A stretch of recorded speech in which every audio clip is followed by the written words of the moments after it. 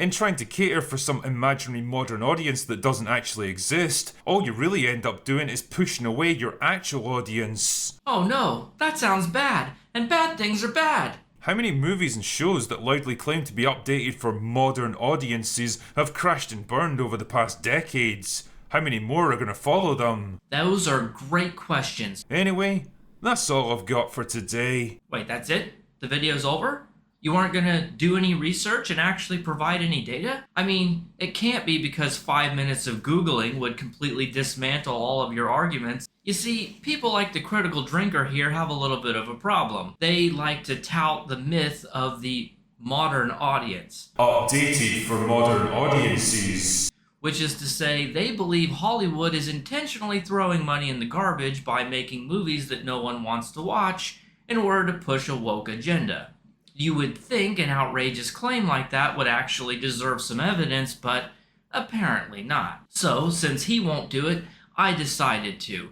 Let's take, for example, the fact that only about a quarter of box office returns come from the US and Canada, aka the domestic market, whereas about 3/4 come from the international market. And obviously, white guys are not the international market. Also, China is nearly as big of a market as the US is, which is a stunning fact even when you take into consideration they only allow a limited number of international movies to be shown there every year. Of course, they know this because they also complain that movies are made to appeal to the Chinese audience instead of the American audience. But then again, what do I know? My source is the Motion Picture Association. You know, those stupid hacks who post their research for anyone to see with a click of a button.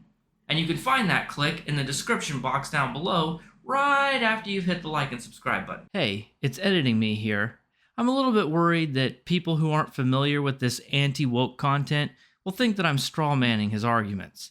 But I assure you, these guys are definitely racist and sexist as hell, and they're definitely throwing a tantrum about it. They are generally pretty good at not saying the quiet part out loud, but they do come pretty close. The character from a 19th century German fairy tale who's literally named Snow White due to her skin being white as snow is now being played by Colombian actress Rachel Zegler. The irony is that if they were to just go a little bit harder on the rhetoric, they wouldn't have to invent a ridiculous conspiracy theory about a woke agenda. The fact of the matter is that white guys are a shrinking minority of the overall movie-going audience in the world. And that kind of rhetoric fits in perfectly with the Great Replacement Theory crap. So you can be a racist asshole and still not have to make up ridiculous conspiracy theories to get your point across.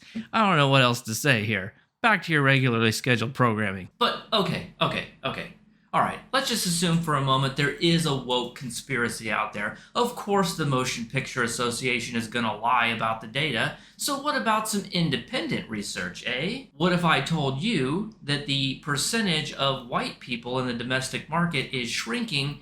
Or what if I told you that 7 of the top 10 grossing films of last year, that's 2023 for those of you watching in the future, the opening weekend ticket sales were mostly purchased by non-white people, aka people of color? Or what if I told you they found a correlation where more diversity resulted in higher median gross box office returns? Those findings are from the Social Sciences Department at the University of California, UCLA.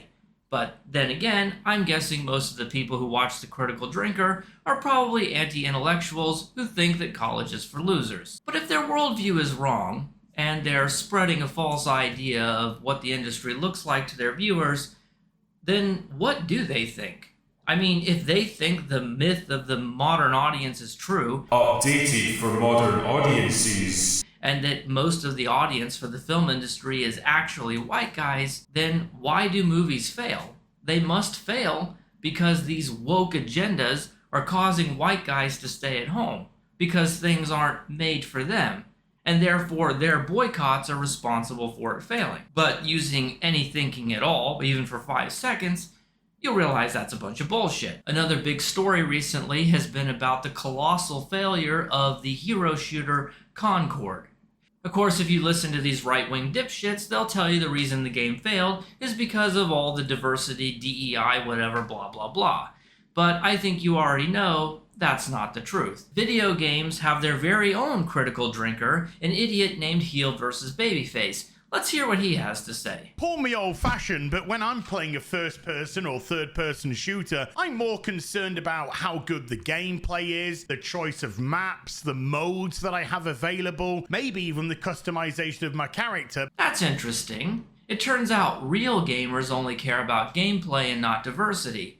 But if that were the case, then diversity shouldn't be the reason the game failed, should it? It should be because of bad gameplay. Kern, aka Grums, posted this on X. Concord, the new game by Firewalk Studios, is so focused on inclusive teams that they forgot the white guys in their game. Inclusive should not mean racist against white people, but it too often does. And it's a bit ridiculous that he says that gameplay is the thing he cares about, despite the fact that the entire video is complaining about diversity and doesn't talk about the gameplay basically at all. So let's do 5 more seconds of Google Foo, and would you look at that, there's a report by Newzoo, which is very credible and widely received, that shows that 1, people are not playing new games, 2, people are not playing new franchises, and 3, people are leaning more towards free-to-play titles. So the fact that Concord was a new game from a new IP and you have to pay an upfront cost in order to play it pretty much guaranteed it was going to be a failure before you look at any other factors. So there's one more thing I wanted to talk about in terms of Concord. It didn't just fail, it failed spectacularly. So I want to get ahead of a counter-argument that says it may have been doomed to fail anyway, but it would have at least done a little bit better if it wasn't so overtly woke. Except, here's the problem with that.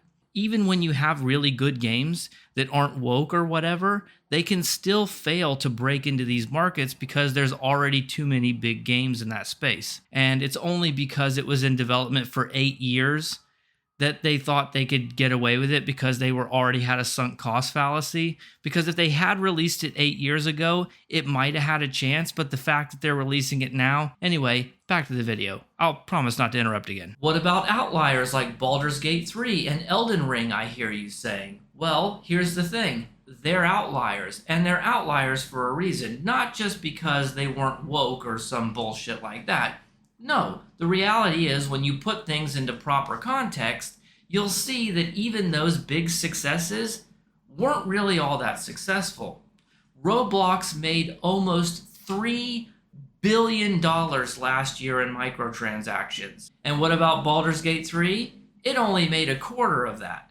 But you don't hear that, do you? The idea that Concord failed for any reason other than a bad business model is just ridiculous. What have we learned here? You can spot one of these idiots pretty easily, because the formula is actually pretty simple. Number 1, find a product that failed financially they can claim as woke. Number 2, ignore all context. Number 3, do zero research. Number 4, discredit all traditional media reporting on the issue. In a recent interview with Variety magazine, you know, that bastion of impartial journalistic integrity. And number 5, hold it to a double standard. Because after all, if a woke game fails, they'll talk about it endlessly. But if a game with a little bit of diversity in it succeeds, well, you're never going to hear about it again. Man up and vanished like a fart in the wind. So as it turns out, people like the critical drinker and heel versus babyface and their armchair beard-stroking analysis aren't nearly as smart as the army of people that are employed in the film industry and the game industry to figure out what their actual business looks like. If there was more money to be made by making nothing but films catering to white men, and there was more money to be made by making games that catered to white men, that's what they would be doing.